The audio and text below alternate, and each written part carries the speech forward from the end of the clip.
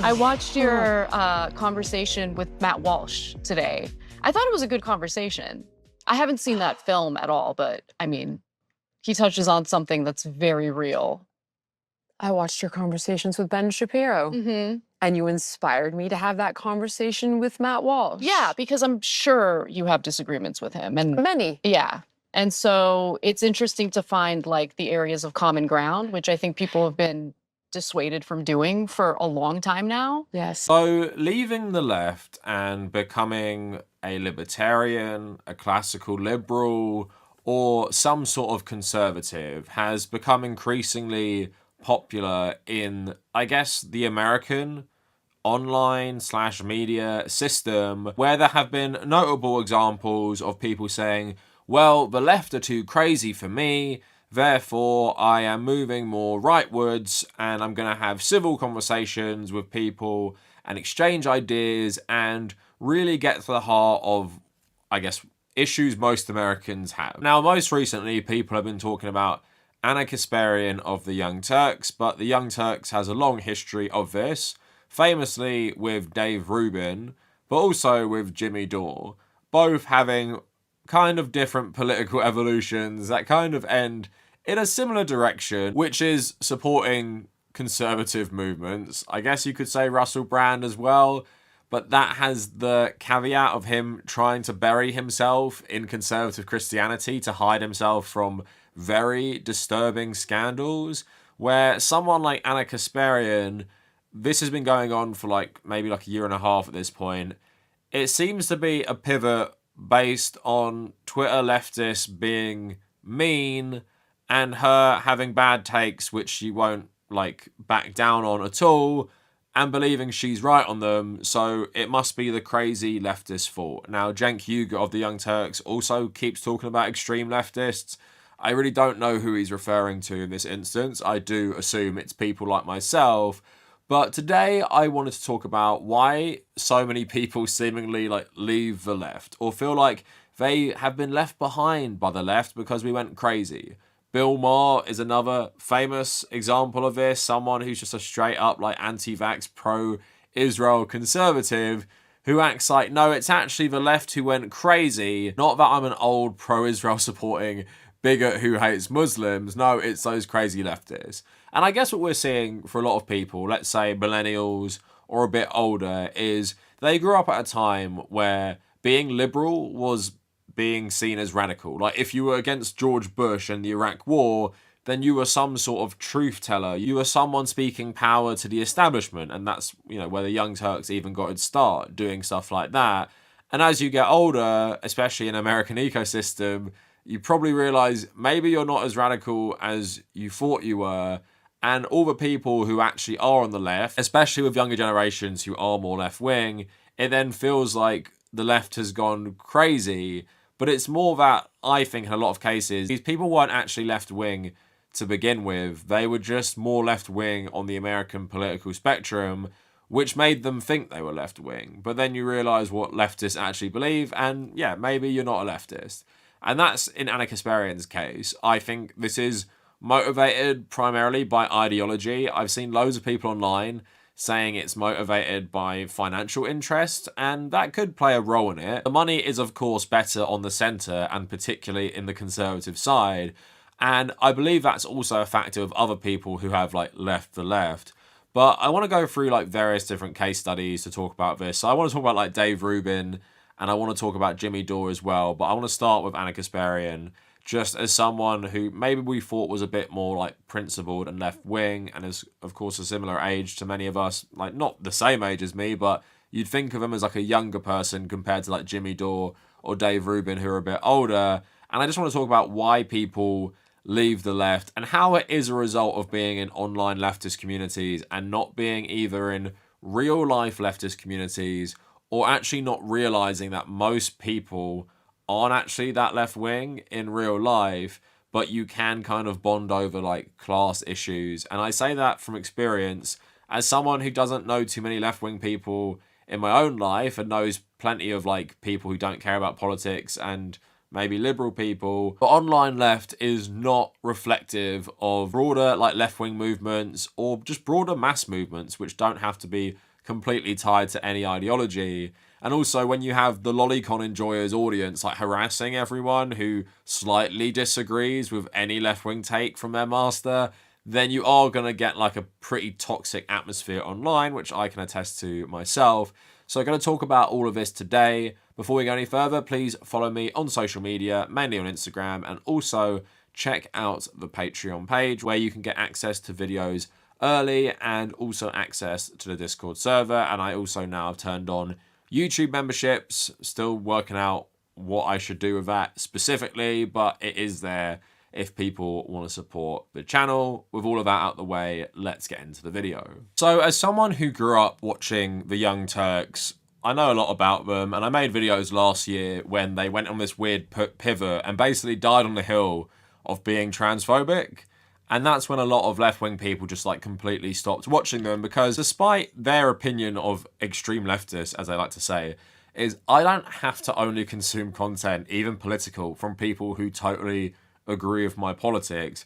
Most people I watch who cover politics, we don't have the exact same politics, but they act like we're all like purity testing. If you don't completely agree with my ideology, like you're a terrible person, you're a fascist. But in this worldview they have of other leftists, they basically got really, really mad last year when Ana Kasparian put out her infamous birthing person tweet, like seemed like completely unprompted by anything.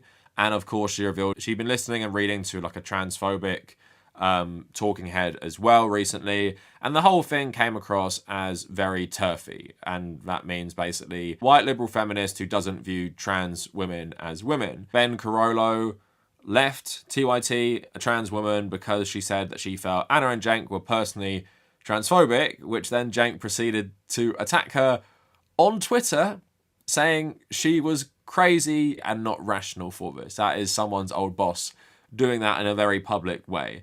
So yeah, a lot of the left turned their back on Ana Kasparian.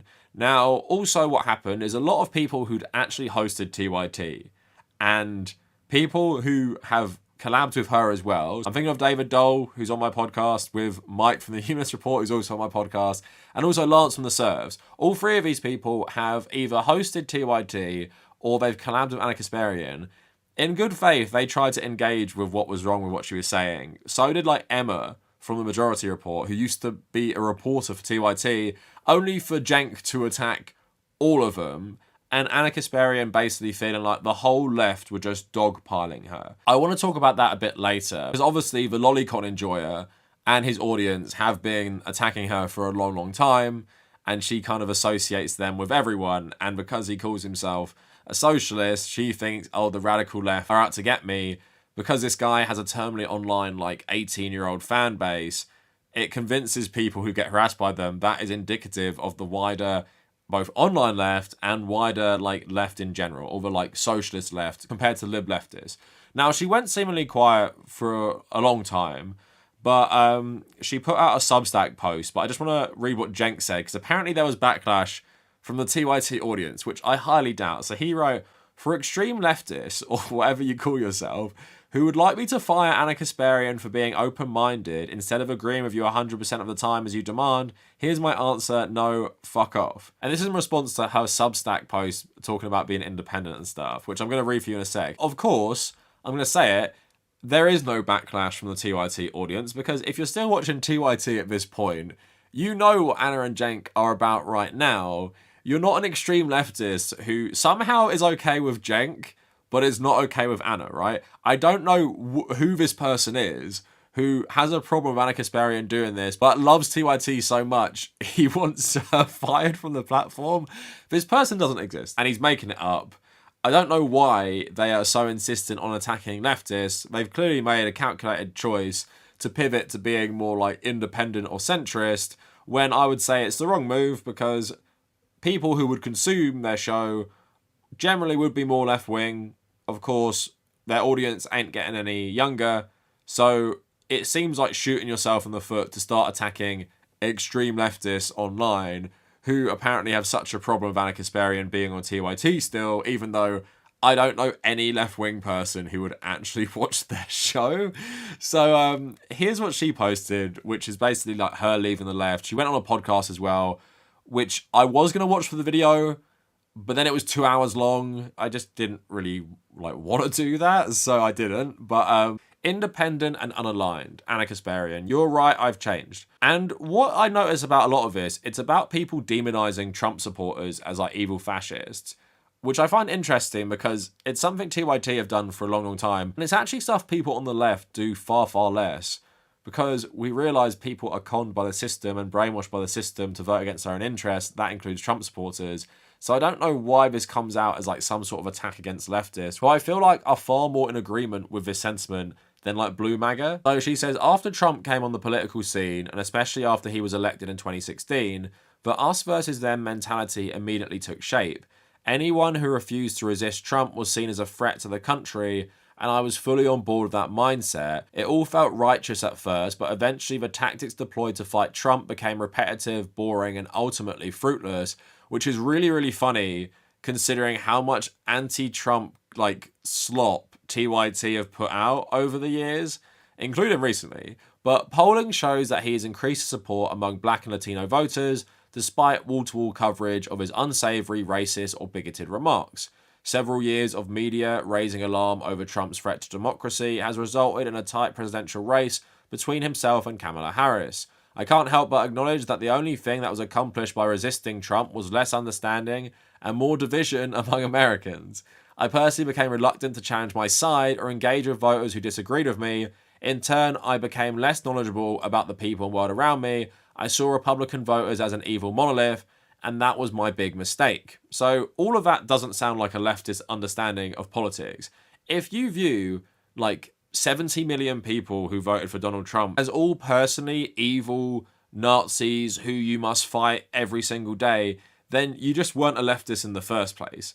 I don't know anyone who considers themselves an anti-capitalist leftist who would think that every single person who votes for Donald Trump is just like the epitome of evil. Yeah, sure, there are a lot of middle-class, white suburban people who vote for Donald Trump, who have material wealth, who are educated, and are actually dangerous. And it includes wealthier people as well, like Ben Shapiro and everyone in the conservative media world. They are evil. They're the enemy because they're protecting their class interests as well as religious interests. But yeah, someone making minimum wage, working like a fast food job in a really rural part of America that is very poor, where everyone just votes Republican because they're all Christians. Yeah, I recognize that not all of those people are inherently evil by choice. And this is the same thing with Brexit as well. If you think everyone who voted for Brexit was a Nazi, that it says everything about your mindset and also proves you weren't ever an actual leftist. And this is terrible. I didn't actually know about this until I read this, but she says, my evolution started in 2022 when I was assaulted by a homeless man in my neighborhood as I was walking my dog. That horrible experience alone didn't change me politically,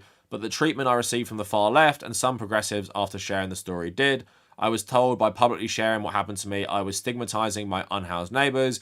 Others accused me of feeding into the racist tropes because they assumed my attacker was black, but I had never even disclosed the man's race. He was white. Not only did I suddenly see the flawed thinking of some of the left, I also witnessed their cruelty and hypocrisy in real time. These terrible traits that I had associated solely with my political opponents were obviously not exclusive to their tribe. I was stupid for ever thinking that was the case. That doesn't mean everyone on the left thinks or behaves in this way. This small group of lunatics do. Far from it. But it does mean there are factions and flaws on both sides of the aisle, and no one has a monopoly on truth. And I don't know what leftists were coming after her for even talking about this, but yeah, that's absolutely unhinged behaviour. I do think her and Cenk's use of the term leftist is so broad. I don't even know what she's talking about here. Could she be talking about Blue MAGA, actual socialists, communists? I don't really know. But yeah, that's terrible. I'm sure that would have an impact on anyone. So I do have a lot of sympathy there. I don't have sympathy for this at all, where she doubles down on her transphobic tweets. So then there was the insane reaction to this one, to one of my tweets. I'm a woman. Please don't ever refer to me as a person with a uterus, birthing person, or person who menstruates. How do people not realise how degrading this is? You can support the transgender community without doing this shit. All hell broke loose after I posted those words. Most friends in left-wing media didn't bother reaching out privately to discuss their disagreements with my personal preference. Instead, many self-described socialists took it upon themselves to profit from the conflict by publicly attacking me with monetized videos. A smaller leftist YouTube show put out 5 separate videos skewering me about the tweet, while conveniently erasing the advocacy I had done on behalf of the transgender community throughout my career. TYT's volunteer YouTube chat moderators quit over the tweet, and someone reported me to Human Resources. An on-air transgender contributor, who was Benny Carollo, even resigned from the company after being urged to by online mobs and leftist shows to do so. Curious that not one of those shows hired her after she took their advice. I will never apologise for that tweet, and I never will. The whole experience forced me to come to terms with the intolerance on the left, and it allowed me to publicly reject the ideological shackles that kept my world small and less informed. Today, I'm less certain and more curious than I was 4 years ago. I've made humiliating mistakes while covering political news because I was previously unwilling to consider or understand the perspective of Americans who vote differently from me. Talking about the future of the Substack, I'm hungry for dialogue, a space for an in-depth analysis, and a judgment-free zone, and just talks about doing podcasts with people who don't agree with her. And just stuff like that, right? So she is basically saying the reaction to a transphobic tweet is what made her abandon the left. Now, that is funny in many ways. I do love how they say, like, everyone told Ben Carollo to resign. I don't even remember anyone doing that in a massive way. When she's talking about left-wing media figures, she is talking about people like Mike and David, because I believe they spoke about it on the leftist mafia. And yeah, you can say, oh, I wish someone would reach out to me privately, but I'm pretty sure there are others who did reach out to you privately, and you said you would never apologize for it, right? So what's the point? You're being transphobic, saying, I will die on this transphobic hill. You're talking about listening to actual transphobes on these issues, and the way you and Jenk doubled down on everything proves that you are, like, transphobic. And in my video, I tried to be more charitable. I don't think she ever watched it. I talked about, like, you know, growing up watching these two, how annoying people on the left can be online, which I firmly believe, but there's also a difference between the lolicon enjoyers audience and people like Mike and David, who were making very good faith criticisms to what you were saying, and you not wanting to listen to that is because you care more about having this turfy mindset than, I don't know, engaging with these people and understanding why you were wrong. And the reason you think they're being unfair is because you've defended trans rights in the past, so you feel like you can't be criticised for being transphobic, which of course you can. You can be criticised for being racist if you stood up for racial equality, and you can be criticised for being transphobic even if you stood up for the trans community. When you grow up as a white person in a white supremacist society that is all designed around this heteronormative gender norms as well, you're going to have some issues and you're going to have to work them out, and you have to be open-minded to grow and learn from that. If you're going to double down on this stuff when people are telling you it's a problem, then don't be surprised when a lot of left-wing people don't really like you over it. And that's what I'm going to say as well. Changing your politics based on if people like you or not is weird, in my opinion, because I'm a left-wing person, I'm a communist, and I don't give a shit what anyone says about that. I don't give a shit about what any of the other YouTubers say about that. If all of left-wing YouTube came for me for a take, it just wouldn't change my opinion, because I have these principles, right? And I know what I believe in. I know how I feel about the world. I'm very, very confident in my political beliefs, right? And what I'm getting from even what she said about how she felt about Trump supporters, she was never on the left to begin with, right? At best, she was a left-leaning liberal, and we're not all the same. And it's clear for her, a lot of her political positions are informed by how much people are nice to her, because she was loving it when all the conservatives were talking about how great this tweet was, right? And now she hates left-wing people for criticising it. So she's probably more open to getting conservatives on her show than other people. Like, I expect that we won't see any socialists on this Substack podcast thing, right? Don't think anyone's going to get invited who is a far left extremist, because I don't think she really wants to talk to these people. She wants to talk to people where they can both agree about how much they hate leftists. And that's actually how most of this, how I left the left started.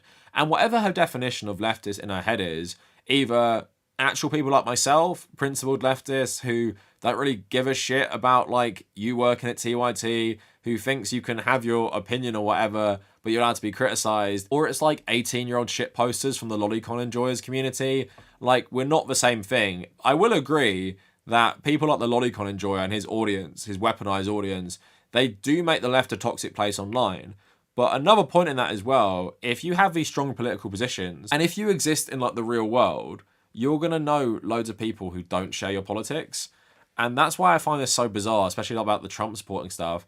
Like, I know people who voted for Brexit. I know people who vote for Conservative. I know people who I don't even know their politics, right? and I have a relationship with them based outside of politics. And even people who do good stuff like charity work, they might not share the same politics as me.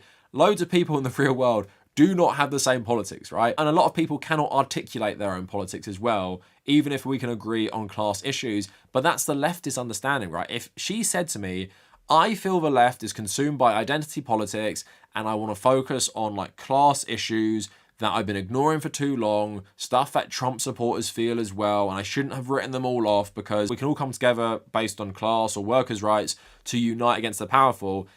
I wouldn't totally agree with it because of what she said about trans people. I would understand it. But saying, yeah, I ignored Trump supporters and left-wing people were mean to me, therefore I'm no longer a leftist. You were never any sort of leftist to begin with if you didn't have class analysis and didn't think about things beyond electoral politics. And that's something I've criticised both of these people for a long time. So why she's leaving the left, at the moment, I think it's purely ideological and ego-driven. It's not really financial. I'm not in her head. I don't know how much she gets paid on TYT. At the same time, could it be financial in the future? Yeah, of course it could, because that has been proved by other former TYT hosts like Dave Rubin and Jimmy Dore. So let's start with Dave Rubin for a second. So Dave Rubin was totally caught up in the new atheist wave of like 2014, like very much hated Islam, loves Israel, and that is something he still does today. He's very consistent on that. And the reason he left TYT is because Cenk and Sam Harris had a big debate about religion where Sam Harris was arguing like Islam is the worst religion, and it did delve into some stuff about Israel where Cenk is pro-Palestinian, and that was too much for Dave Rubin, who had to leave and take his TYT show independent. So the Rubin Report, his YouTube show, was a TYT show to start with, and I actually remember this as well. That's how long I've been watching it. And Dave Rubin would describe himself as a classical liberal, but as we all know, with people involved in the new atheist scene, they just basically went right-wing. And they would say that like everyone was being so over the top about Trump, and Hillary is like just as bad. And, you know, I would agree in some ways that both choices were terrible in 2016. But then they just keep grifting in that direction as Trump became president. Now, does Dave Rubin totally agree with far-right politics?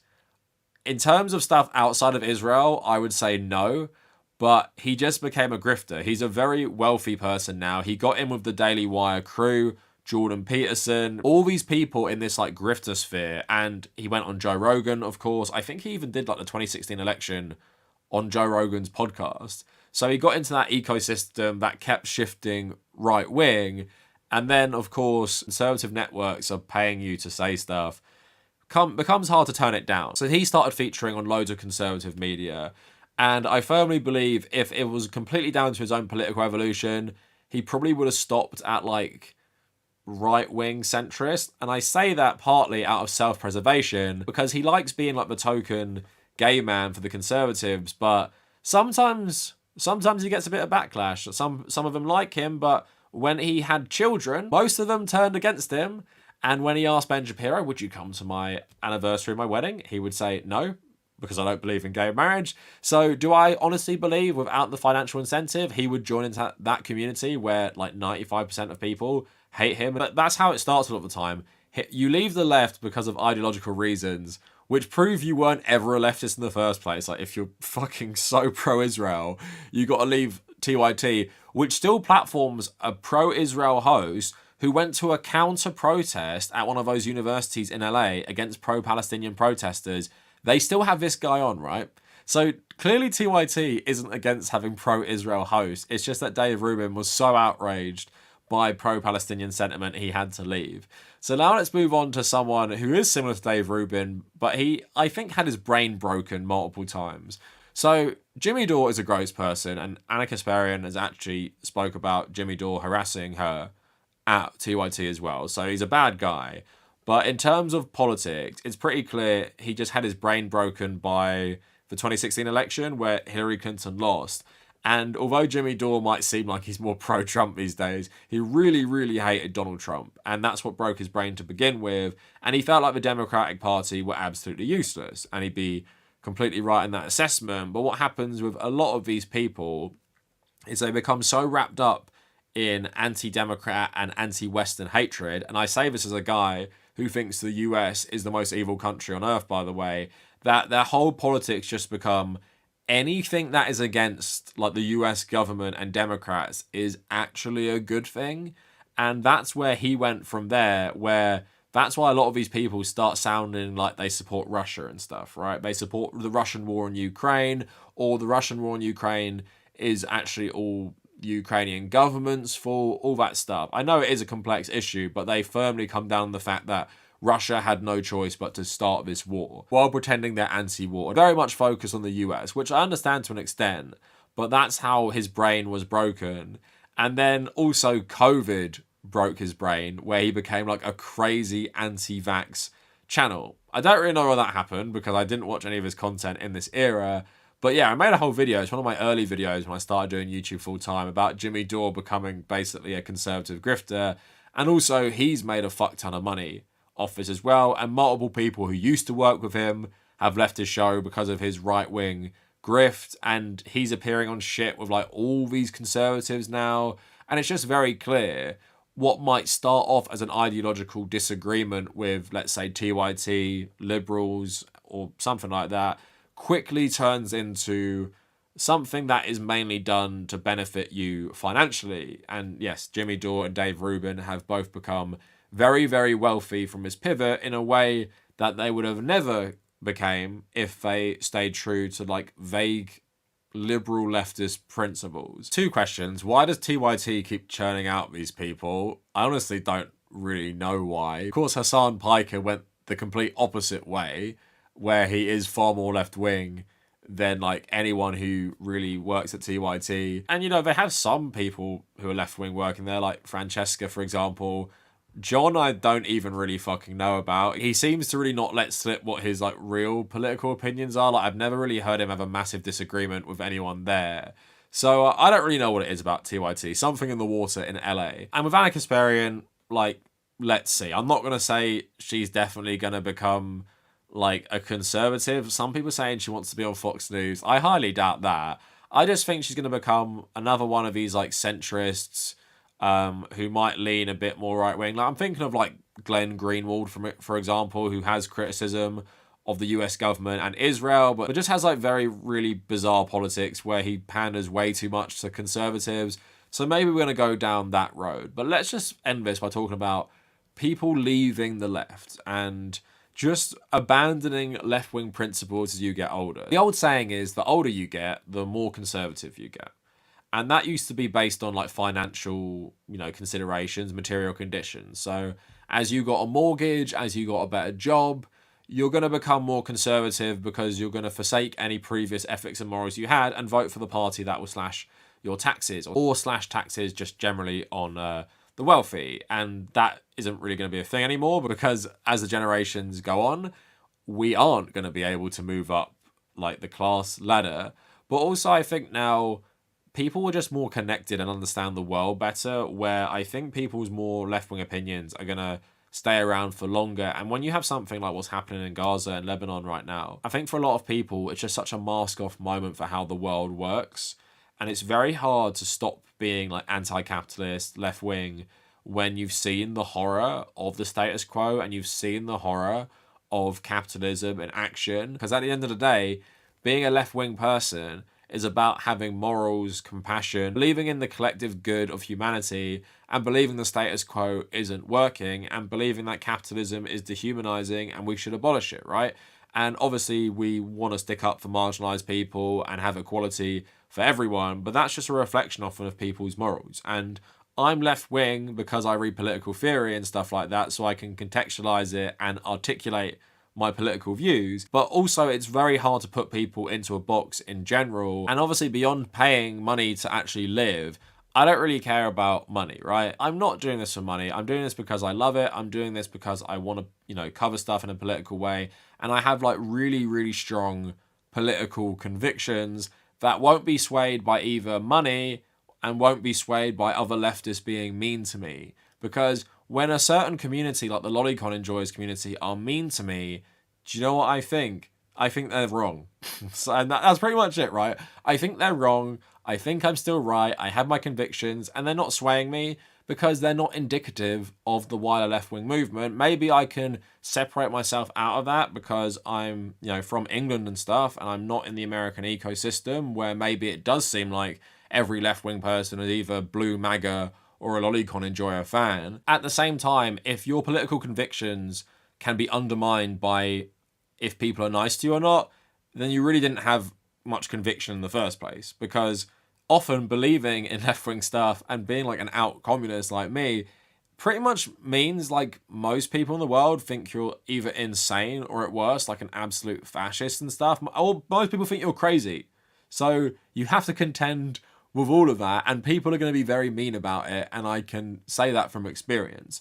And it's not going to change me at all because it's a reflection of my morality. So people leave the left for two reasons. Either they realise suddenly they're actually not leftists, they were lying to themselves, and they were more like centrists or centre leftists or liberals or whatever, and then they leave the left and say, well, I'm no longer aligned with anyone here, I'm going to go do my own thing. That's what Ana Kasparian's doing. Or you could be like Dave Rubin and being like, I'm a massive Israel supporter, so I can't stay at TYT, and I'm going to pivot to being like a far-right conservative because that's where the money is. I'm yet to see too many like hardcore leftists really become conservatives. I will say a few leftists have become weird like contrarians and have a really weird set of politics, like people at the grey zone maybe I'm thinking of, but I wouldn't say that is reflective of a wider thing going on right now. So that is it for the video. Let me know what you guys think down in the comments, and if you made it this far, thank you for watching.